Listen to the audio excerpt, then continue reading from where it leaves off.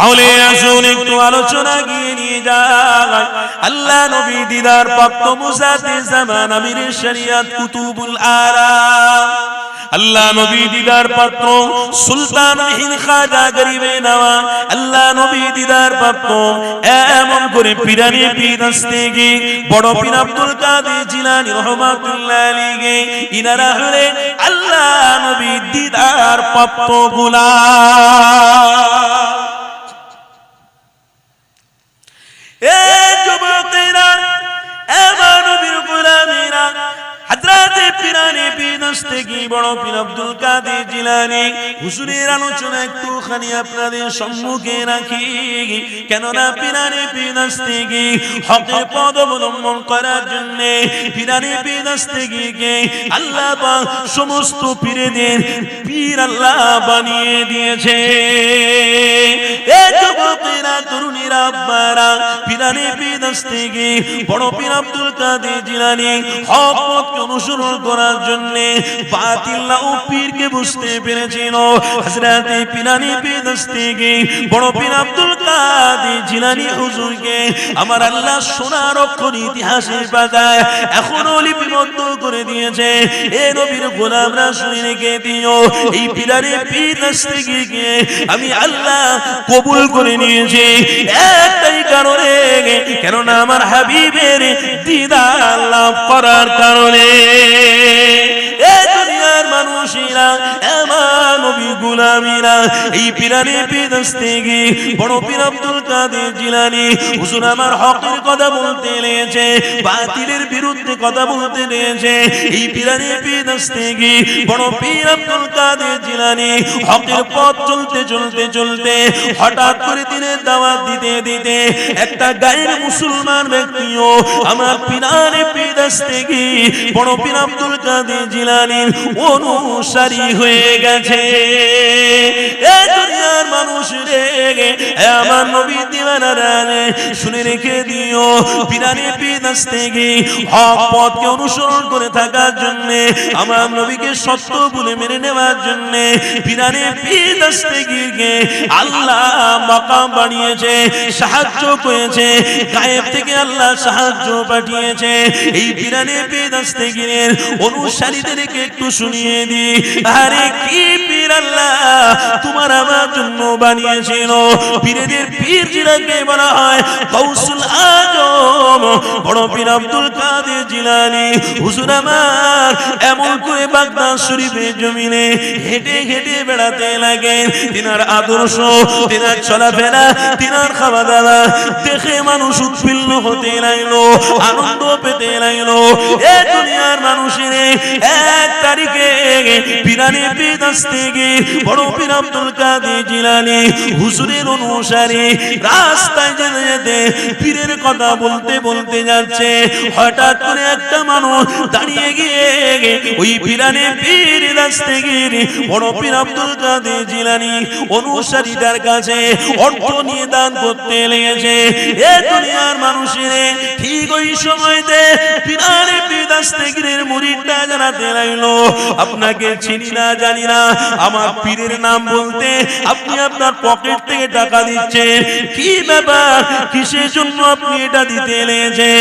ঠিক ওই সময়তে ওই মানুষটাও বলতে লেগেছে, এ বাবা তুমি যে পীরের নাম বললে ওই পীরও আমার পীর। আরো জোরে বলুন। এ দুনিয়ার মানুষের ওই সময়তে তিনি বলতে লেগেছে, আমার পীরকে আমি এতটা মহব্বত করি, আমার নিজের অর্থ তোমাকে দিতে লেগেছে, কেননা তুমি আমার পীরের নাম বলেছো, তুমি আমার পীরের নামকে বলেছো, পীরের নামেতে আমি টাকা দিয়েছি। এই যুবকেরা ওই পিরানি পীর দস্তগি বড় পীর আব্দুল কাদের জিলানীর ভক্ত মুরিদরা বলতে লাগলো, শুনেছি আপনি নাকি গায়ের মুসলমান, আপনার অর্থ নেওয়া আমার জন্য যাবে না। ঠিক ওই সময়তে বলতে লেগেছে, এ বাবা তুমি যেমন পিরানি পীর দস্তগি অনুসারী হয়ে গেছো, আমিও আমার পীরের অনুসারী হয়েছি, সাথে সাথে আল্লাহ তার রাসূলকে মহব্বত করে ঈমান এনে নিয়েছি। আরো জোরে বলুন। গায়ের মুসলমান ব্যক্তিটা বলছে, তুমি তোমার পীরকে যেমন ভালোবেসেছো, আমিও বড় পীর আব্দুল কাদের জিলানীর সাথে সম্পর্ক করে আমিও চুপি চুপি তেনার ভক্তের হাত দিয়ে, তেনার মুরিদের হাত দিয়ে আমিও ইসলামের ঈমানের কলেমা পড়ে ফেলেছি। দেখেছেন, হককে মানুষ হক বলেই মানবে, অত সহজ নয়। গায়ের মুসলমান ব্যক্তি তিনি আমার বড় পীর সাহেবের হাতে হাত দিয়ে ঈমান এনে নিয়েছে। এই যুবকেরা, আমার নবীর গোলামরা শুনে রেখে দিও, ওই পীরানে পীরদস্তগী বড় পীর আব্দুল কাদের জিলানী হুজুরের অনুসারীটা, গায়ের মুসলমান অনুসারীটা চুপি চুপি ঈমান এনে নিয়ে নিজে নিজে কোরআন পড়তে শিখে গেছে, নিজে নিজে নামাজের তরিকা শিখে গেছে, রোজার মাসে রোজাও রাখতে শিখে গেছে। এই যুবকেরা, তরুণীরা, আব্বারা, তিনি অল্পে অল্পে কোরআন নামাজ রোজা সবকিছু পড়ছে, চুপি চুপি, কেউ জানে না। গ্রামের লোক যদি জানে তাহলে বিরোধী বেড়ে যাবে। তেনার অনেক ধন সম্পত্তি রয়েছে, সব সম্পত্তি গুলো মানুষ নিয়ে আত্মসাৎ করে ফেলবে। তাই নিজেকে গোপন রেখে দিয়ে পীরানে পীরদস্তগীর বড় পীর আব্দুল কাদের জিলানী অনুসারী হয়ে গিয়ে চুপি চুপি নামাজ রোজা হজ যাকাত দান খয়রাত করতে লেগেছে। এই যুবকেরা, এক তারিখে দেখতে পাওয়া যায় ওই পীরানে পীরদস্তগীর বড় পীর আব্দুল কাদের জিলানী ভক্ত মুরিদরা দুনিয়ার জমি ছেড়ে বিদায় নিলেন। ইন্না লিল্লাহি ওয়া ইন্না ইলাইহি রাজিউন। ওই দুনিয়া ছাড়ার কথাটা চারিদিকে খবর হয়ে গেল। এমন সময় তিনার পাড়া প্রতিবেশী সবাই মিলে ওই মানুষটাকে নিয়ে তেনাদের নীতি রীতি অনুযায়ী পরিণতি জ্বালাতে লাগলো। কাঠের ব্যবস্থা করে নিয়ে ওই কাঠের উপরে রেখে তিনাকে আগুনে পোড়াতে লেগেছে। এ নবীর গোলামরা শুনে রেখে দিও, যাদের অন্তরে নামাজ রোজা হজ যাকাত এক কথায় মুহাম্মদ রাসূলুল্লাহ রয়েছে, কাঠের আগুনের কোনো শক্তি নেই তার একটা পশম পুড়িয়ে দেখাবে।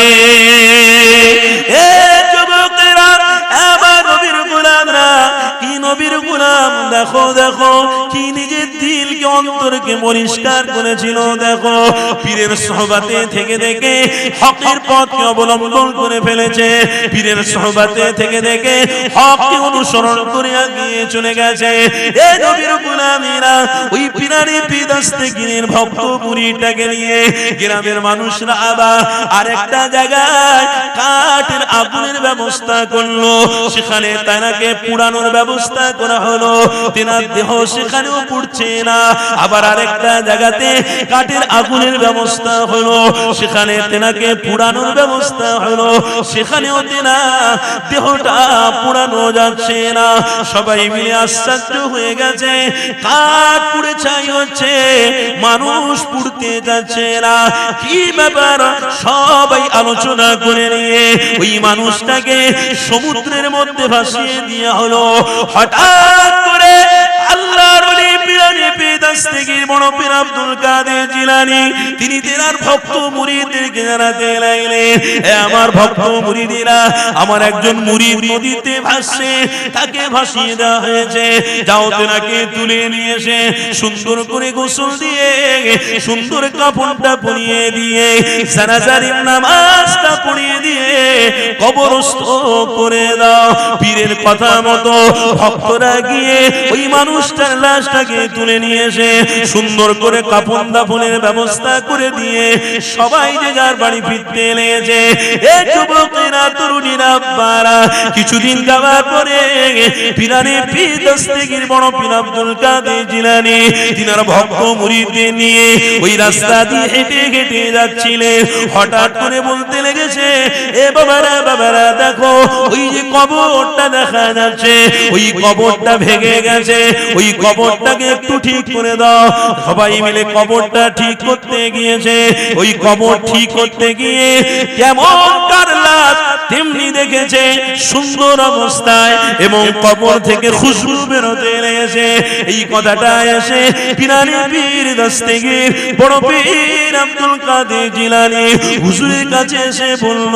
সেই সময় পিরানি পীর জানাতে লেগেছে, আমার ভক্ত মুরিদেরা, যেনার কবর থেকে তোমরা খুশবু পেয়েছো, যেনার কবরটা সুন্দর দেখতে পেয়েছো, উনি অন্য কেউ নয়, উনি গায়ের মুসলমান থেকে পিরানি পীরের অনুসারী হয়ে ইসলাম গ্রহণ করেছিল। যেনাকে জ্বালানো হয়েছিল জলে এনে, নদীতে লাশ পড়া ছিল, এনাকেই দাফন করার ব্যবস্থা করা হয়েছিল। এ আমার ভক্ত মুরিদেরা, এ থেকে কি তোমরা বুঝলে যে সহবাতে ভালো থাকে, আল্লাহ তার রাসূলের অনুসারী হয়, আল্লাহ তার লাশটাকে টাকা রেখে দেয়। আরো জোরে বলুন। পৃথিবীর কোনো ব্যবসায়ী বলতে পারবে না যে আমি ব্যবসা করে চলে যাব, নাজাত পেয়ে যাব। না, আপনার মধ্যে আল্লাহ তার রাসূল থাকতে হবে, তবে আপনি নাজাত পাবেন। ব্যবসা করে নাজাত পাবেন না। পৃথিবীর কোনো ইঞ্জিনিয়ার বলতে পারবে না যে আমি ইঞ্জিনিয়ার হয়ে নাজাত পেয়ে যাব, অত সহজে নয়। পৃথিবীর কোনো ডাক্তার, মাস্টার, প্রফেসর কেউ বলতে পারবে না যে আমি আমার জায়গায় থেকে আমি নাজাত পাবো না। যতক্ষণ আল্লাহ তার রাসূলকে আপনি অন্তরের মধ্যে রাখতে পারছেন না, ততক্ষণ আপনি নাজাত পাচ্ছেন না। যেদিন থেকে রাখবেন, আপনি ডাক্তার হলেও কি, মাস্টার হলেও কি, প্রফেসর হলেও কি, গায়ের মুসলমান হলেও কি, আল্লাহ আপনাকে কবুল করে জান্নাতি বানিয়ে নেবেন। তাহলে সব কাজ পেটের জন্য, আর ঈমানটা হবে আল্লাহ তার রাসূলের জন্য। জোরে বলে আজকে তাই আপনারা কাজ করেছেন, ঈমানের কাজ করেছেন। তাই আজকের মিলেমিশে ঈমানের কাজ করছেন। নিজেদের মূল্যবান সময়টাকে মূল্যবান জায়গায় আপনারা ব্যয় করছেন, এতেই কামিয়াবি হয়। আর এগুলো করার জন্য অনেক জায়গায় দুশমনি হবে, অনেক জায়গায় অপবাদের শিকার হতে হবে, অনেক জায়গায় ছোট হতে হবে। খোদার কসম করে হাত দুটো জড়ো করে বলছি, ছোট হবেন তো হবেন, কোনো অসুবিধা নেই, কিন্তু হাল কোনোদিন ছাড়বেন না। ছাড়া যাবে? এই বাবেরা ছাড়া যাবে না। এই হালটা কিন্তু আল্লাহ দেখছে, আল্লাহু সামিউম বাসীর। আল্লাহ দেখছে এই যে হালটা আপনারা ধরেছেন, এই হাল কিন্তু আল্লাহর জান্নাতের পথ আপনাকে দেখিয়ে দিচ্ছে। এই পথ যে আপনারা ধরেছেন, ইহদিনাস সিরাতাল মুস্তাকিম, এই পথ কিন্তু আপনাকে জান্নাত দেখাচ্ছে। তাই অনেক কিছু হবে পৃথিবীতে, দেখা যাবে নবীর দুশমনরা অনেক কিছু পরিকল্পনা করে রেখেছে, যেটা আমি হাদিসের মধ্যে দেখছিলাম। যেমন একটা দিন আসবে, ইমাম মেহেদী আলাইহিস সালাতু ওয়াস সালাম আসবে নবীর গোলামদেরকে নবী থেকে সরানোর জন্য। ইমাম মেহেদী আলাইহিস সালাতু ওয়াস সালাম এসে মোকাবিলা করে লা ইলাহা ইল্লাল্লাহর ঝান্ডায় সবাইকে নিয়ে আল্লাহর জান্নাতে প্রবেশ করার জন্য তিনিও আবার আসবে। তবে এখানে একটা কথা আছে, ইমাম মেহেদী আলাইহিস সালাতু ওয়াস সালাম আসবে কার নসল থেকে আসবে? হযরত ইমাম হোসেনের নসল থেকে আসবে। জোরে বলুন সুবহানাল্লাহ। ইমাম হোসেনের নসল থেকে আসবে। তারপরে মানুষ কালো অন্ধকার মেঘে ছন্নিত হয়ে যাবে, নিজেরা বলবে আমরা আমাদের জায়গা ঠিক আছি, কিন্তু কিছু সংখ্যক হামলা হবে। তার মানে আল্লাহর গজব হবে। এই গজবে হাজার হাজার লক্ষ লক্ষ মানুষ মরে যাবে, শেষ হয়ে যাবে। কিছু সংখ্যক মানুষ বেঁচে থাকবে। এই কিছু সংখ্যক মানুষ বেঁচে থাকতে থাকতে কিছু সংখ্যক, ধরুন 4 কোটি মানুষের মধ্যে 3 কোটি মানুষকে আল্লাহ মেরে দেবে। আল্লাহ গজব দিয়ে, হামলা দিয়ে মেরে দেবে, শেষ করে দেবে। 1 কোটি মানুষ থাকবে। 1 কোটি মানুষের মধ্যে 10,000 মানুষ পাক্কা খাঁটি ঈমানদার থাকবে। আপনার 10 কোটির মধ্যে 10 কোটি ঈমানদার থাকবে। কিন্তু এই ঈমানদারদেরকে আবার ঈসা নবী এসে, আবার ঈসা নবী আসার আগে কে আসবে? দাজ্জাল আসবে। এই দাজ্জাল এসে 10 কোটি মানুষকে আবার বিভ্রান্ত করার চেষ্টা করবে। এই আপনার 1 কোটি মানুষকে, এই 1 কোটি মানুষকে বিভ্রান্তি করার চেষ্টা যখনই হবে, তখন ঈসা নবী এসে এই 1 কোটি মানুষকে আবার সঠিক রাস্তা দেখাবে। আলহামদুলিল্লাহ, এই 1 কোটির মধ্যে আবার কতগুলো দাজ্জালের অনুসারী হবে, কতগুলো ঈসা নবীর অনুসারী হবে। ওই ঈসা নবীর অনুসারীদেরকে আমার আল্লাহ জান্নাতি হিসেবে কবুল করে নেবেন। এই বিপদ আস্তে আস্তে করে আসছে, তবে কবে আসবে আল্লাহু আলাম, আমরা কেউ জানে না। কিন্তু এখন থেকে আমাদেরকে মজবুত হতে হবে। কথা ঠিক না ভুল বলছি? এখন থেকে তৈরি হতে হবে। সেটা ওয়াজের মাজলিসে হোক, নামাজের পার্টিতে হোক, মাদ্রাসায় হোক, খানকায় হোক, দাদা হুজুরের খানকায় হোক, আল্লামা হুজুরের খানকায় হোক, যেখানে হোক আপনাদের নাম লিখিয়ে দিতে হবে। আল্লাহ স্যালেন্ডার হচ্ছি, আমরা ঈসা নবীর দলের লোক, আমরা ইমাম মেহেদী আলাইহিস সালাম দলের লোক, আমরা দাজ্জালের লোক নয়। আর আপনারা যখন স্যালেন্ডার হচ্ছেন তখনই কিন্তু আপনাদেরকে আল্লাহ 400 কোটি মানুষের মধ্যে 300 কোটি মানুষ যে মারা যাবে, আল্লাহ আপনাদেরকে মারবে না। কারণ আল্লাহ বলছেন যত আমার বান্দা আমার দাসত্ব করবে, আমার রাসূলের দিকে থাকবে, আমি আল্লাহ তাদের হায়াতকে আরো বেড়িয়ে দিতে থাকবো। আমি আল্লাহ তাদেরকে পছন্দ করব যে তারা খুঁড়ো হয়ে যাক, বুড়ো হয়ে যাক, লাঠি ধরুক, তারা আমার ইবাদত আরো বেশি করুক। কেন? আমাকে ভালো লাগে। আমি আল্লাহ আমার দাসত্ব যারা করে আমার খুব ভালো লাগে, আমি তাদেরকে বেঁচিয়ে রাখবো। 4 কোটি মানুষের মধ্যে 3 কোটি মানুষকে মেরে দেবে যারা মাথায় টুপি, মুখে দাড়ি রাখতো, কিন্তু এই সমস্ত কর্মকাণ্ড ওদের যোগ ছিল না, যাদের মজবুতির মধ্যে তারা রাখতো না, তাদের নিজের জীবনকে নিজের স্টাইলে চলাতো, সেই অনুযায়ী তারা সেই মতো তাদেরকে দুনিয়া ছাড়তে হবে। 1 কোটি মানুষ পৃথিবীতে থাকবে, এই 1 কোটি মানুষকে আবার বিভ্রান্ত করার চেষ্টা হবে, কিন্তু 1 কোটি মানুষই সলিড ইমাম মেহেদী আলাইহিস সালামের অনুসারী এবং ঈসা নবীর অনুসারী হয়ে তারা আল্লাহর জান্নাতে পৌঁছাবে। জোরে বলুন সুবহানাল্লাহ। তা আজকের আমরা যে ভালো কাজ করছি, আমরা আমাদের নীতির জায়গায় যে ঠিক আছি, এটা আল্লাহকে দেখাচ্ছি না দেখাই? এই কথা বলো, এটা আল্লাহ দেখছেন না দেখেন? আল্লাহ যখন দেখছেন, ইনশাআল্লাহ করোনার মতো এত বড় রোগে আল্লাহ আমাদেরকে হেফাজত করেছেন না করেন? এই বলেন করেছেন না করেন? তাহলে করোনাতে কত বড় লোক, পয়সাওয়ালা, গরিব লোক, ভ্যানওয়ালা মারা গেছে না জানেন? কত টুপিওয়ালা, দাড়িওয়ালা মারা গেছে না গেছে? তার ভিতরে আল্লাহ আমাদেরকে হেফাজতে রেখেছে। তদরূপ কার ঈমান আল্লাহ পছন্দ করে সেটা আল্লাহ জানে, কোন মলি সাহেব জানে না, কোন পীর সাহেব জানে না। কথা ঠিক না ভুল বলছি? কার ঈমান আল্লাহ কবুল করেছে, কার ঈমানের প্রতি আল্লাহর রাসূলের প্রতি ভরসা ইয়াকিন আছে, সেটা আল্লাহই জানে, কেউ জানে না দুনিয়ার মানুষ। তো সেইখানে আল্লাহর বান্দারা যত কাতার মজবুত করবে, তত আমার আল্লাহ তাদের হায়াত বাড়িয়ে দেবে। জোরে বলুন সুবহানাল্লাহ। হক পথ অবশ্যই ধরে থাকলে আল্লাহকে খুশি করা যাবে, আর হক পথ ছেড়ে দিয়ে কোন মানুষের দেখানো পথ অনুসরণ করলে আল্লাহকে খুশি করা, এই বলুন, আল্লাহকে খুশি করা যাবে না। তা আজকের হক পথ যে আপনারা অবলম্বন করেছেন, হক রাস্তায় যে আছেন, এতে আপনারা খুশি? কথা বলুন, এতে খুশি? খুশি না? এই যে হক পথে আপনারা আছেন, এতে খুশি নয়? খুশি তো তাকবীর দেন না, নারে তাকবীর। না হচ্ছে না, মুহাব্বতে দেন নারে তাকবীর। মুজাদ্দিদ জামানের হক সিলসিলা, হেজবুল্লাহ দাদা পীরের হক সিলসিলা, মাসলাকে মুজাদ্দিদ জামান, মাসলাকে মুজাদ্দিদ জামান, আহলে সুন্নাত ওয়াল জামাআতের অনুসারীগণ, আহলে সুন্নাত ওয়াল জামাআতের অনুসারীগণ নারে তাকবীর। আমার বাপ ভাইরা, আলোচনা আপনারা কষ্ট পাচ্ছেন নাকি? অসুবিধা হচ্ছে আপনাদের? মোহাব্বতে একটু দরুদ শরীফ পড়া যাবে? ভালোবাসায় জান খুলে প্রাণ ভরে একটু দরুদ শরীফ পড়ুন। দরুদ শরীফ আল্লাহুম্মা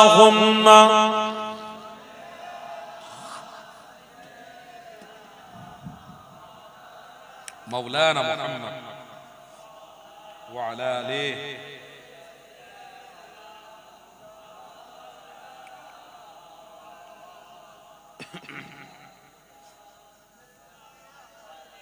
سيدنا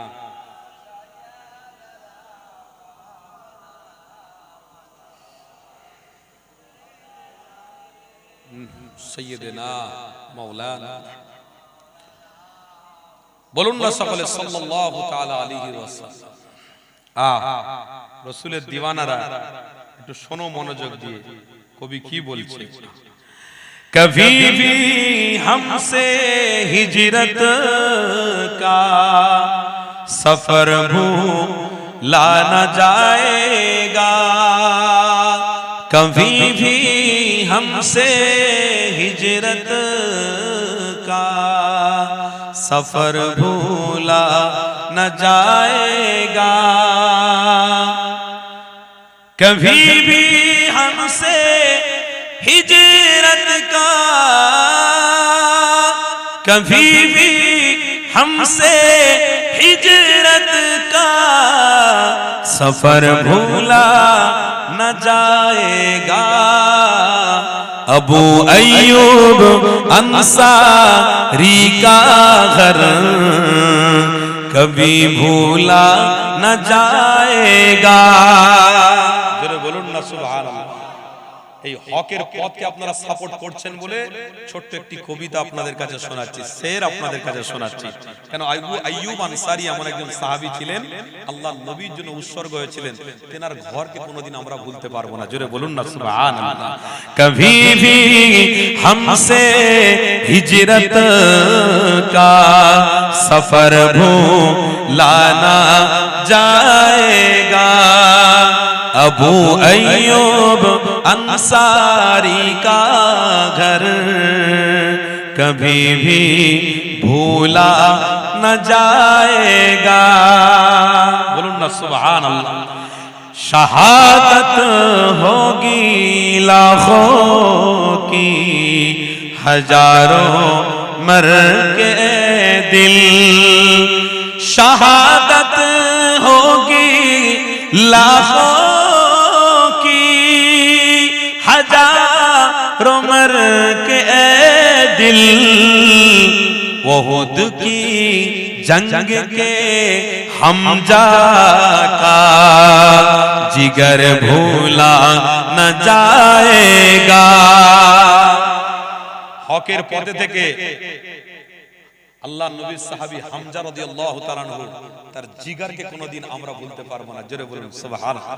তাই কবি বলছেন ওহুদ কি জंग के हमजा का जिगर भूला न जाएगा, कभी भी हमसे हिजरत का सफर भूला न जाएगा।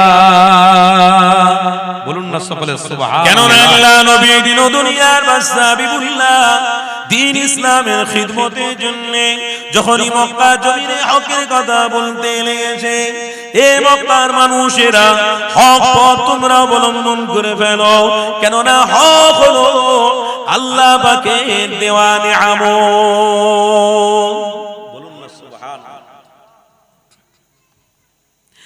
এ দুনিয়ার মানুষেরা আমি রাসূলুল্লাহকে আল্লাহ পাক হক করে দুনিয়া জমিনে পাঠিয়েছে, হককে প্রতিষ্ঠিত করার জন্য দুনিয়া জমিনে পাঠিয়েছে। হে মক্কার মানুষেরা আমি রাসূলুল্লাহ জানিয়ে দিলাম হককে প্রতিষ্ঠিত করার জন্য আমি রাসূলুল্লাহ তোমাদেরকে হক পথ দেখাতে এসেছি। তাই তোমরা দলে দলে হক পথ অবলম্বন করা শুরু করো।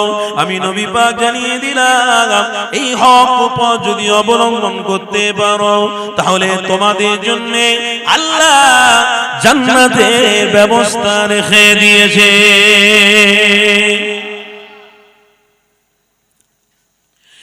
এ দুনিয়ার মানুষেরা আমার যুবক ভাইরা শুনে রেখে দিও, আমার নবীর গোলামরা মনে রেখে দিও, আল্লাহ নবী দিন দুনিয়ার বাদশা হাবিবুল্লাহ হকটাকে প্রতিষ্ঠিত করতে এসেছে এবং আমার রবের নাম বারে বারে বারে বারে প্রকাশ করতে লেগেছে। এখানে হক আর না হক দুটো আলাদা হয়ে গেল। হক হলেন আল্লাহ নবী, বাতিল হলেন অন্য আবু জাহালের দলের লোকেরা, তারা বিরোধী করতে লেগেছে, তাদেরকে বলা হয় বাতিল, হক বলা হয় আপনার আমার নবী দিন দুনিয়ার বাদশাকে। এখানে দুইজনের লড়াই শুরু হয়ে গেল।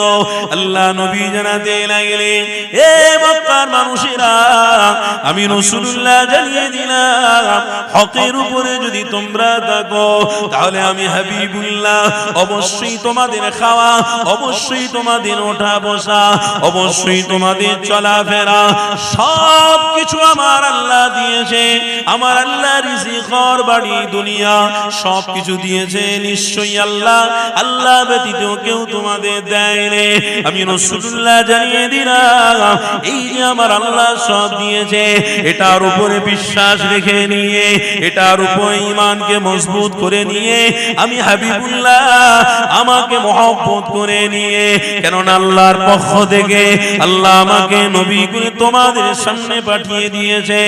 আমানতু বিল্লাহি ওয়া মালাইকাতিহি ওয়া রুসুলিহি ওয়া কুতুবিহি ওয়াল ইয়াউমিল আখিরি ওয়াল কদরি খাইরিহি ওয়া শাররিহি মিনাল্লাহি তাআলা ওয়াল বাসি বাদাল মাউত। আমার নবী পাকের দিলাইলে এ মক্কার মানুষেরা আমি রাসূলুল্লাহ জানিয়ে দিলাম হকটা হলো রাসূলুল্লাহ, হকটা হলো আল্লাহর পক্ষ থেকে নিয়ামত হাবিবুল্লাহ। এই যে খাওয়া দাওয়া চলাফেরা যা কিছু আল্লাহ দিয়েছে সব কিছুটাকে আমি রাসূলুল্লাহ আমাকে পাঠিয়ে দিয়ে তোমাদেরকে নাজাত দেওয়ার জন্য, জান্নাত দেওয়ার জন্য আল্লাহ নবীর অনুসারী হতে আল্লাহ পাক বলে দিয়েছে। তোমরা যদি মেসেঞ্জার মুহাম্মদ রাসূলুল্লাহকে মেনে নিতে পারো, নিশ্চয়ই আমি আল্লাহ নবী জানিয়ে দিলাম কবর থেকে কিয়ামত পর্যন্ত আমি হাবিবুল্লাহ তোমাদের জিম্মেদার হয়ে যাব। আরো জোরে বলুন। আপনার আমার জিম্মেদার মানে দায়িত্ব, যদি আল্লাহর নবী নেন তাহলে উম্মতের অসুবিধা হবে? কথা বলুন না, অসুবিধা হবে? আর দায়িত্ব তখনই নেবেন যখনই আপনি আপনার হাবিবকে চিনতে পারবেন। এখন তো শতকরায় 25% মানুষ মুসলমান বলে দাবি করে, কিন্তু হাকিকাতের পক্ষে, হাকিকাতে দেখতে গেলে বিশ্বাস করুন তারা প্রকৃত পক্ষে আল্লাহ তার রাসূলের অনুসারী থেকে অনেকটা বিরত আছে, অনেকটা দূরে আছে। যদি পক্ষপাতী নিত, আপনারা লিখে রাখুন, এক একটা মসজিদ এখনো খাঁচা খাঁচ নামাজি ভরে থাকতো, এখনো ইমানি মাহফিলে মানুষের জায়গা দেওয়া যেত না। তার মানে এখান থেকে বোঝা যাচ্ছে আমি যতগুলো মাহফিল করেছি সব জায়গায়, আগে দেখতাম ছোটবেলায় যখন পড়াশোনা করতাম তখন অনেক মাহফিলে যেতাম, তখন মাহফিলে গিয়ে আমি দেখেছি দাদা হুজুর পীর কেবলার আওলাদরা, তেনার আওলাদরা যখন মাহফিল করতে গেছে জায়গা মানুষ পায়নি, দাঁড়িয়ে দাঁড়িয়ে ত্যাগ স্বীকার করছে। বাল্যবেলার কথা বলছি। আর এখন আলহামদুলিল্লাহ সেই কোরআন আছে, সেই হাদিস আছে, সেই সুন্নতের কথা আছে, সব আছে, কিন্তু মানুষের মধ্যে একটা প্রেম ভালোবাসা যেন অনেকটা দূরে সরে গেছে। একটু লক্ষ্য করে দেখুন, অনেক দূরে সরে গেছে। আগে আপনারা যদি প্রশ্ন করেন ভাইজান, তখন 3-4টে গ্রাম মিলে একটা জলসা হতো, আর আজকে ঘন ঘন গ্রামে গ্রামে জলসা হচ্ছে। ভালো তো, এটা তো ইমানদারদের জন্য ভালো তো। কারণ আগে বছরে একবার তাকিয়ে থাকতো মানুষ যে বছরে একবার জলসা হবে, হুজুর কেবলার আসবে, গিয়ে মাহফিলে আগে থেকে জায়গা নিয়ে বসে থাকবো। আর এখন আল্লাহ আরো সুযোগ করে দিয়েছে কি, প্রত্যেকটা গ্রামে বছরে একবার করে 3বার 4বার করে মাহফিল হচ্ছে। তার মানে উম্মতে মুহাম্মাদি নবীর গোলামদের জন্য আরো আল্লাহ সুযোগ করে দিয়েছে কি, যে আগে একটা পেতিস এখন 10টা আমি আল্লাহ দিয়েছি। তার মানে তোদের ঈমানকে মজবুত করার জায়গা আমি আল্লাহ তোদের জন্য ঘন ঘন ব্যবস্থা করে দিয়েছি। এটা তোদের জন্য একটা বিশাল বড় ব্যাপার। তোরা যদি প্রকৃতপক্ষে ভালোবাসিস, ওই 10টা জায়গা তোরা অ্যাটেন্ড করবি, উপস্থিতি থাকবি, ত্যাগ স্বীকার করবি, আমি আল্লাহ বুঝে নেব তোরা আমারকে, আমার রাসূলকে তোরা ভালোবাসিস। আল্লাহ তো আরো সুযোগ করে দিয়েছে। এখন এক একটা গ্রামে 5টা 6টা করে মাহফিল হচ্ছে, আল্লাহ আরো সুযোগ করে দিয়েছে, কিন্তু না, ভালোবাসা কমে গেছে। দেখবেন বন্ধুর সাথে বন্ধুর যোগাযোগ ভালো থাকলে, বন্ধু যদি ঘন ঘন তার সাথে সম্পর্ক করে, ঘন ঘন তার রিলেশনশিপ সম্পর্ক থাকে, দেখা হয়, তো সত্যিকারের যদি কোনো বন্ধুকে কোনো বন্ধু ভালোবাসে, তাহলে সত্যিকারের সে কিন্তু মন থেকে শান্তি পায় যে আজকে আমার বন্ধুর সাথে দেখা হয়েছে, কালকে দেখা হবে আমি বুঝতে পারিনি, সত্যি দেখা হয়ে গেছে, খুব ভালো লাগছে, পরশুদিন দেখা হয়েছে। যতবার দেখা হয় বন্ধুর তত ভালো লাগে। আর হাকিকাতে যদি আল্লাহ তার রাসূলকে মহব্বত করে, নবীর গোলামরা, নবীর প্রেমিকরা, তো সত্যিকারে তারা প্রত্যেকটা মাহফিলকেই দরদ দিয়ে ভালোবেসে অবশ্যই তারা জমিনে বসে বসে আল্লাহর দাসত্বের কথা স্বীকার করে নেবে। আল্লাহ, কালও আমার বাপ চাচারা মাহফিল পেয়েছিল, জান ভরে তারা মাহফিল শুনেছে, তারা গেছে, ত্যাগ করেছে, নীতির উপরে ঠিক ছিল। আল্লাহ আজ তো আমাদেরকে সুযোগ অনেক বেশি বেশি করে দিয়েছেন। আল্লাহ আরো বেশি বেশি করে আপনাকে মহব্বত করে আরো জগ শখের সঙ্গে আমরা মাহফিল করছি, আরো আমাদের সময়টাকে বেশি লাগাচ্ছি। আল্লাহ এতে আপনি খুশি হয়ে যান। কিন্তু তা নয়, বিষয়টা অন্য হয়ে গেছে। মানুষের ইন্টারেস্ট কমে গেছে, ভক্তি কমে গেছে। বলে ভক্তি কিসের? তাহলে কিসের ভক্তি এসেছে? আজকের ভালো ভালো বাপেদেরও ভক্তি মোবাইলের প্রতি এসে গেছে। কথা ঠিক না ভুল বলছি? যুবকদের কথা তো ছেড়েই দিলাম, কেন অনেক আমার যুবক ভাই তো মোবাইলে পাগল হয়ে রয়েছে। মোবাইল তো এখন প্রত্যেকের জন্য সবকিছুই। নাউজুবিল্লাহ, কোনদিন মোবাইলে হয়তো শোনা যাবে যে তোমরা আল্লাহর ছবি দেখে ফেলেছো। বলুন না নাউজুবিল্লাহ, জোরে বলুন না নাউজুবিল্লাহ। আমার বাচ্চা যারা হয়তো বেঁচে থাকবেন, আল্লাহ যদিও বেঁচিয়ে রাখে, একটু দেখবেন, কোনদিন দেখবেন আল্লাহর ছবি বেরিয়ে গেছে। নবীর ছবি তো দেখা যায় না এখনো পর্যন্ত। কি গো, দেখেছেন আপনারা? দেখেছে? রাসূলের ছবি এখনো দেখা যায় না। কিন্তু আগামী দিন আমার ঘরের ছেলেরা, যুবক ভাইয়েরা যে মোবাইলে এতটা ইন্টারেস্ট হয়ে পড়েছে, আগামী দিন আমি চ্যালেঞ্জ দিয়ে বলছি তারাও কিন্তু নবীর ছবি বার করবে। কি গো, শুনছেন না শোনেন না? তারাও নবীর ছবি বার করে দেখিয়ে দেবে, এই দেখো নবীর ছবি, এই দেখো আল্লাহর ছবি। তার মানে তারা বোঝাতে কি চাইবে? যে আমরা দুনিয়াদারির দিকে আছি, আমি রাসূলের ছবি তোমাদেরকে দেখাচ্ছি। আমার ভাইরা নিজেকে হওয়ার জন্য আমি এমন একটা জিনিস তোমাদেরকে দেখিয়েছি, সর্বপ্রথম তোমরা আমাকে সেই দিকে ফলো করো, আরো ভালো ভালো জিনিস দেখাবো। ও তাহলে একটা মোবাইলের ইউটিউবার, একটা সোশ্যাল নেটওয়ার্কের মানুষ, সে প্রথম আমার নবীর ছবি দেখাচ্ছে বলে সে লিখে দিয়েছে নিচে যে যা কিছু দেখাবো আমরা ইন্টারেস্ট দেখাবো আপনাদের। নবীর ছবি দেখিয়েছে, এবার আল্লাহর ছবি দেখাবো। বলুন নাউজুবিল্লাহ। এবার ফেরেশতাদের ছবি দেখাবো, জোরে বলুন নাউজুবিল্লাহ। জান্নাতের হুরেদের ছবি দেখাবো, জোরে বলুন নাউজুবিল্লাহ। এই রকম তোমরা জুড়ে থাকো, আরো ভালো ভালো জিনিস দেখাবো। ও তার মানে আপনি ইয়াকিন রেখে দিলেন ওই মোবাইলের প্রতি, আপনি ইয়াকিন নিয়ে নিলেন ওই মোবাইলের প্রতি। কেন? ওই মোবাইলে নবীর ছবি দেখিয়েছে, আপনি ইয়াকিন নিলেন। আপনার অন্তর থেকে আপনি এটা মেনে নিতে পারলেন না যে আল্লাহ হলেন এক, আল্লাহর কোনো ছবি নেই, আল্লাহ নিরাকার। জোরে বলুন সুবহানাল্লাহ। আল্লাহর নবী পৃথিবীতে এসেছেন, কেউ ছবি এঁকে রাখতে পারেনি। ছবি যদি বা নবীর গোলামরা রেখেছে, অন্তরে অন্তরে ছবি এঁকে রেখেছে। কেন? আমার রাসূলের ছবি আমি দেখলে জাহান্নামের আগুন হারাম হয়ে যাবে, আমার অন্তরে আমি ছবি রেখেছি একটাই কারণে। কেন? আমার রাসূলের ছবি রাখলে এই ছবির ওসিলা দিয়ে আমি কবরে যাব, কিয়ামতের দিনে উঠব, সব জায়গাতে এক ছবির ওসিলায় আল্লাহ আমাকে জান্নাতের মেহমান বানিয়ে নেবে। ছবি অন্তরে রাখার চেষ্টা করো। আগামী দিন আসছে, খুব কঠিন দিন আপনাদের মাথার উপরে, অনেক কঠিন সময় আসছে। কালো মেঘ ঘিরে চলে এসেছে, এবার কি হবে আল্লাহু আলাম। কেন? আমরা নিজেদের অস্তিত্ব নিজেরাই হারিয়ে ফেলছি, আমাদের ভিত মজবুত রাখিনি, আর আমরা ওই ভিতের উপরে 10 তলা বিল্ডিং করছি। হ্যাঁ গো, এক হাওয়াতে বিল্ডিং পড়বে না? পড়বে না। একটা শয়তান হাওয়া দেবে, সব টুপি ফুপি খুলে চলে যাবে। এই সিস্টেম পরিস্থিতি আসছে, একটু শুধু অপেক্ষা করুন। ভিত ঠিক করিনি। ভিত কি? সর্বপ্রথম যেখানে ঈমানের কথা হচ্ছে ওটাকে ভিত বলা হয়, ওই জায়গাতে আমরা এসে বসতে পারিনি, এতটুকু ত্যাগ স্বীকার করতে পারিনি। আর আপনি বলছেন আমি নামাজি, আমি রোজাদার, আমি জান্নাতে পৌঁছে যাব। বাহ, খুব ভালো না? বিশাল বড় কথা বলছেন, আমি জান্নাতে পৌঁছে যাব। ভিতটাকে ঠিক করুন। যতই বড় রোজাদার হও না কেন, যতই বড় নামাজি হন না কেন, অবশ্যই মনে রাখবেন আপনার ভিত হলো নিচে থেকে মজবুত করা। আর নিচে কোনটা? যেটা সর্বক্ষেত্রে আমলের জায়গাতে আপনার অন্তরটাকে সুপে দেওয়া, প্রেম ভালোবাসা মহব্বত দিয়ে আল্লাহ তার রাসূলের প্রতি উৎসর্গ হওয়া, এটা যদি আপনার মধ্যে সর্বপ্রথম থাকে, অহংকার যদি না থাকে, ওটাই মজবুত ভিত। ওটা যদি আপনার মধ্যে থাকে, দাড়ি নাও থাকলে দাড়ি অটোমেটিক এসে যাবে, রোজা অটোমেটিক এসে যাবে, দাড়ি টুপি অটোমেটিক এসে যাবে, হজ অটোমেটিক এসে যাবে, নামাজ অটোমেটিক এসে যাবে ইনশাআল্লাহ। হাজার দুশমন ও দুশমনি করলেও এই টুপি মাথায় থেকে কেউ সরাতে পারবে না, মুখ থেকে কোনোদিন দাড়িও যুবকদের সরাতে পারবে না। কেন?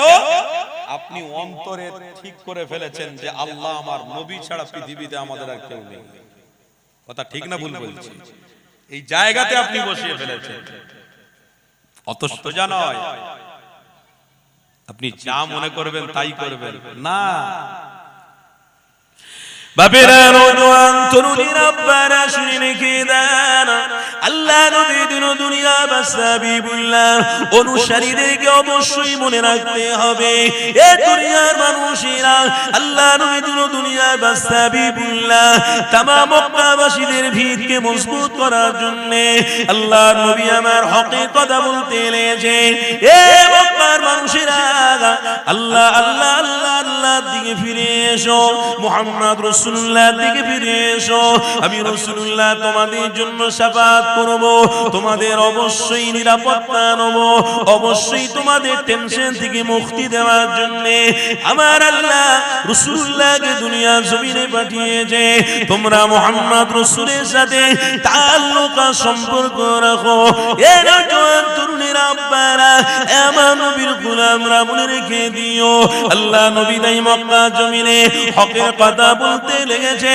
মক্কার মানুষেরা আল্লাহ নবীকে চিনতে পেরে দরে দরে ঈমান আনতে লেগেছে। আরো জোরে বলুন, এ দুনিয়ার মানুষেরা আল্লাহ নবী দিন দুনিয়ার বাদশা হাবিবুল্লাহর এমন প্রেমিক হয়ে গেল, এমন প্রেমিক দিওয়ানা তৈরি হয়ে গেছে। আমার নবী দুশ্মনী যদি কেউ করে, একা থাকলেও ওই দুশ্মনদের সাথে মোকাবিলা করতে তারা দ্বিধা হটে নে, তারা পিছুই চলে যায় রে, তারা আগিয়ে আগিয়ে গেছে। আল্লাহ নবী দুশ্মনদের বিরুদ্ধে মোকাবিলা করতে হবে। এই দাড়ি টুপি নামাজ রোজা তাদের মধ্যে এমনকে দেখিয়েছিল, এক বাক্যে তারা জানাতে লেগেছে আল্লাহ নবীর জন্য আমি আমার জীবনকে উৎসর্গ করে দিতে রাজি। কেননা আমার হাবিব আমার ঈমান, আমার নবী আমার জন্য জান, আমার জন্য আমার নবী হলো জান্নাত, আমার জন্য আমার নবী হলো নিরাপত্তা, আমার জন্য আমার নবী হলো শাফাআত, আমার জন্য আমার রাসূলুল্লাহ হলো পথ প্রদর্শক। এ দুনিয়ার মানুষেরা আল্লাহ নবী সাহাবারা আল্লাহ নবী দিওয়ানা হয়ে গিয়ে আমার রাসূলুল্লাহর গোলাম হয়ে গিয়ে দুশমনদের সাথে মোকাবিলা করে করে বদর সিফফিন খন্দক যুদ্ধ হয়েছিল, তারা শহীদ হয়ে গিয়েছিল, তারা আমার নবী দিওয়ানা হয়ে জীবনকে উৎসর্গ করে দিয়েছিল। তাই আপনাকে আমাকে মনে রাখতে হবে, ত্যাগ যদি ইসলামের জন্য না হয়, ইসলামের ত্যাগ হওয়া সবথেকে বড় ব্যাপার। দ্বিতীয় হলো আপনার নীতি ঠিক রাখতে হবে, আদর্শ ঠিক রাখতে হবে। আদর্শটা অন্য কিছুই নয়, আল্লাহ নবী দিন দুনিয়ার বাদশা হাবিবুল্লাহ দেখানো পথটাকে মজবুত করে ধরা, নবীর সুন্নাত জীবনের মধ্যে নিয়ে আসা, এটাই হলো সবথেকে বড় আদর্শ। এই দুনিয়ার মানুষেরা তাহলে একটা ঘটনা আপনাদেরকে শুনিয়ে দিই। আল্লাহ নবী দিন দুনিয়ার বাদশা হাবিবুল্লাহ সাহাবী হযরত সাবির হুজুরের কথা। আল্লাহ নবী মক্কা জমিনে বসে রয়েছে, আল্লাহ নবী দিন দুনিয়ার বাদশা হাবিবুল্লাহ প্রত্যেক সাহাবারা আল্লাহ নবীর কাছে হাজির হয়ে গেলেন। হযরত সাবির হুজুর আমার নবীর দরবারে হাজির হয়ে গেলেন। আল্লাহ নবী দিন দুনিয়ার বাদশা সমস্ত সাহাবাদের নিয়ে হকের আলোচনা করতে লেগেছে, বাতিলের বিরুদ্ধে আলোচনা করতে লেগেছে। আল্লাহ এক, আল্লাহ খাবার দেয়, আল্লাহ সকলকে হায়াত দিয়েছে, আল্লাহ সকলকে ইজ্জত দেবে, আল্লাহ সকলকে দুনিয়া থেকে আবার নিয়ে নেবে। এই দুনিয়ার মানুষেরা কোরআন জানাতে লেগেছে, তুলিজুল লাইলা ফিন নাহারি ওয়া তুলিজুন নাহারা ফিল লাইল ওয়া তুখরিজুল হাইয়া মিনাল মাইয়িতি ওয়া তুখরিজুল মাইয়িতা মিনাল হাইয়্যি আমার আল্লাহ জীবিত থেকে মুর্দা করতে পারে, মুর্দা থেকে আবার জীবিত করতে পারে। আল্লাহ নবী, দয়ার নবী আমার এই কথাগুলো আলোচনা করতেছিলেন, হঠাৎ করে হযরত সাবির হুজুর আমার আল্লাহ নবী দিন দুনিয়ার বাদশা হাবিবুল্লাহ সামনে দাঁড়িয়ে রয়েছে। আমার নবী পাক জাবেরকে জিজ্ঞাসা করতে লেগেছে, এ বাবা জাবের রে, কেন তুমি দাঁড়িয়ে রয়েছো?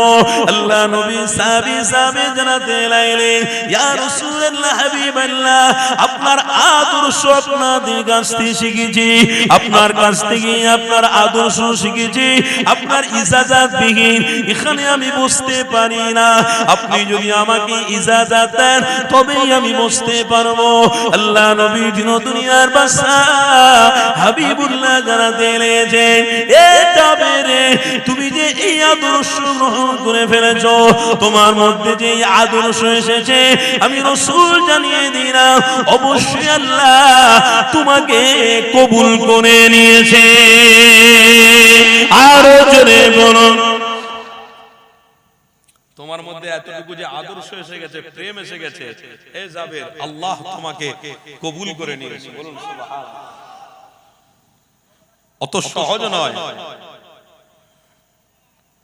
নবীকে ভালোবাসি বলবো, কিন্তু নিজের জীবনকে উৎসর্গ করব না, নিজের সিস্টেমকে পরিবর্তন করব না। এই দুনিয়ার মানুষ যেরকম চলে আমিও সেরকম চলবো না, এতে সফলতা পাওয়া যাবে না। কেন?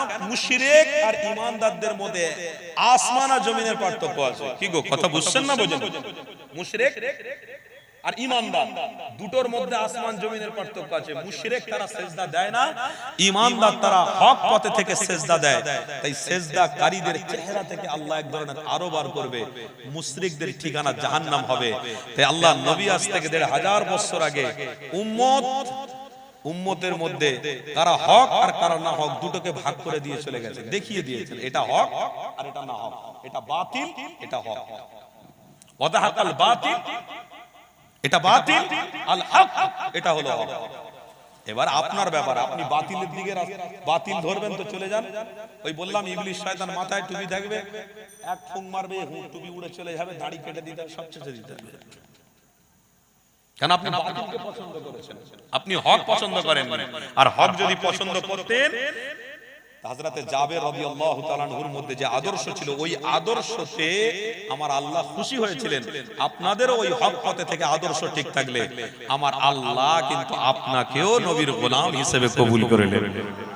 আরো জোরে হবে না? ওই জন্য দাদা হুজুর পীর কেবলা সমস্ত মাহফিল করে গেছে।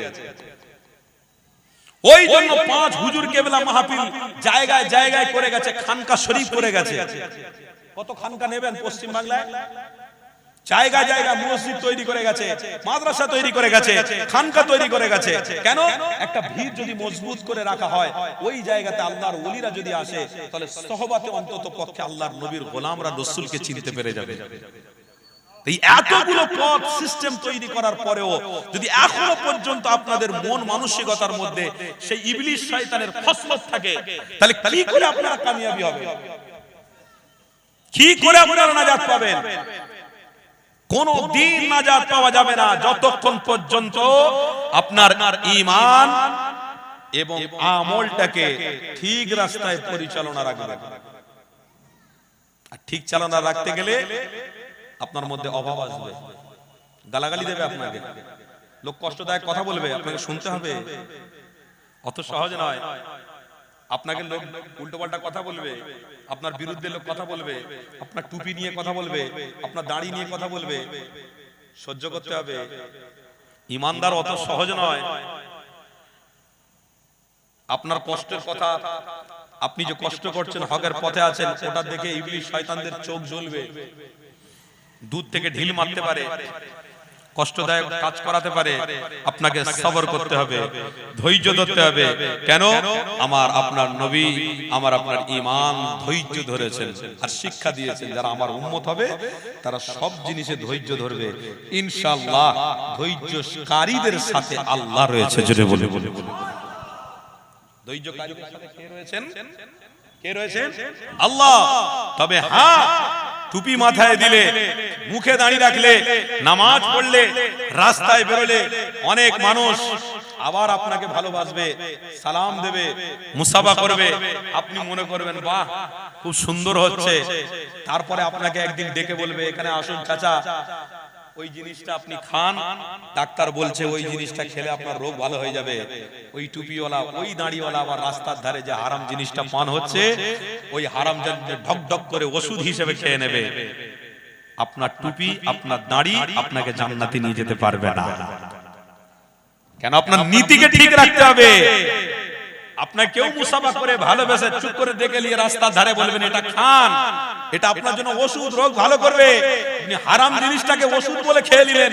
ক্যান্সার হয়েছে, ক্যান্সারের ওষুধ বলে খেয়ে নেবেন না। ক্যান্সার হয়ে মরে যাব তাও भी আচ্ছা, কোনদিন এক লোকমা হারাম জিনিস মুখে তুলব না। বলুন ইনশাআল্লাহ। আরো জোরে বলুন। এটাকে বলে নীতি। আপনার কিডনি খারাপ হয়ে গেছে, আপনার চোখে অন্ধ হয়ে গেছে, কেউ একজন এসে বললো রাস্তার ধারে একটা ভালো ওষুধ বিক্রি হচ্ছে, চাচা আপনি খাবেন। বলে কোন ওষুধ বাপ? কত ওষুধ খেয়েছি ভালো হয় না, তুই কি ওষুধ দিবি বল, ওইটা খাবো। ওই ওষুধটা নিয়ে বোতলে করে দিয়ে দিয়েছে, ঢক ঢক করে চাচা পান করে নিয়েছে। তার মানে হেন কোন প্রকারে ইবলিশ শয়তান আপনাকে সুই মেরে, ইনজেকশন মেরে আপনার ঈমানকে দুর্বল করার চেষ্টা করছে। তাই নবী আজ থেকে ১৫০০ বছর আগে বলেছেন আল খামরু উম্মুল খাবাইস, এমন একটা জিনিস ইবলিশ শয়তানরা পৃথিবীর জমিনে প্রচলন করবে যে জিনিসটাকে উম্মতরা না বুঝে সুঝে, টুপিওয়ালারা দাড়িওয়ালারাও খেতে একদিন বাধ্য হবে। কেন? অমুক টুপিওয়ালা খেয়েছে, আমি খেলে অসুবিধা কোথায়? আমার রাসূল বললেন তাদের কোন দায়িত্ব আমি নবী নেব না, কোন দায়িত্ব আমি নেব না। কবরেও তাদের দায়িত্ব নেব না, কিয়ামতের দিনেও আমি দায়িত্ব নেব না। দায়িত্ব কি? শাফাআত। আমি শাফাআত তাদের জন্য করব না, আমি তাদের থেকে মুখ ফিরিয়ে নেব। আর একটা জায়গা আমার রাসূল বললেন আল গিনাউ ইউনফিতুন নিফাকু ফিল কলব। ইবলিশ শয়তানের দলেরা, দাজ্জালের দলেরা এমন একটা কর্মকাণ্ড পৃথিবীতে তৈরি করবে যে কর্মকাণ্ডতে আচ্ছা আচ্ছা টুপিওয়ালারাও ওই কর্মকাণ্ডতে ব্যস্ত হয়ে যাবে। কি? রাস্তায়, বাড়িতে, চলতে ফিরতে হেডফোনে মানুষ গান শুনবে, বাজে বাজে ছবি দেখবে, বাজে বাজে অন্যায় জিনিস তারা দেখবে। ওটার বিরুদ্ধে আজ থেকে ১৫০০ বছর আগে আমার নবী বলে গেছেন